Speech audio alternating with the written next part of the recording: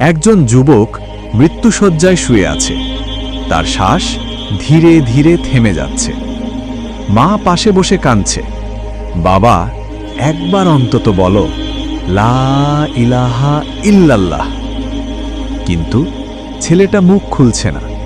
চোখ বড় বড় করে তাকিয়ে আছে শুধু একদিকে, তার মোবাইলের স্ক্রিনে, যেখানে বাজছে হারাম মিউজিক। আর তার আঙ্গুল যেন সেই স্ক্রিনের ওপরেই জমে গেছে।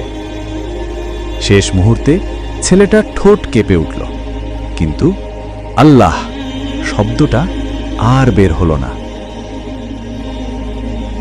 মা হাউমাউ করে কাঁদতে লাগল।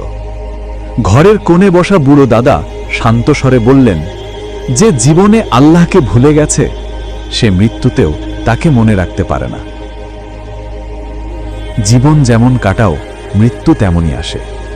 আজ থেকেই তাওবার পথে ফিরো, কারণ মৃত্যু কোনো দরজায় কড়া নাড়ে না, সে সোজা ভেতরে ঢুকে যায়। যদি গল্পটা হৃদয়ে ছুঁয়ে যায় তাহলে সাবস্ক্রাইব করে পাশে থেকো, একটা লাইক দাও, একটা শেয়ার করো, যাতে অন্যের হৃদয়েও পৌঁছে যায় এই বার্তাটা।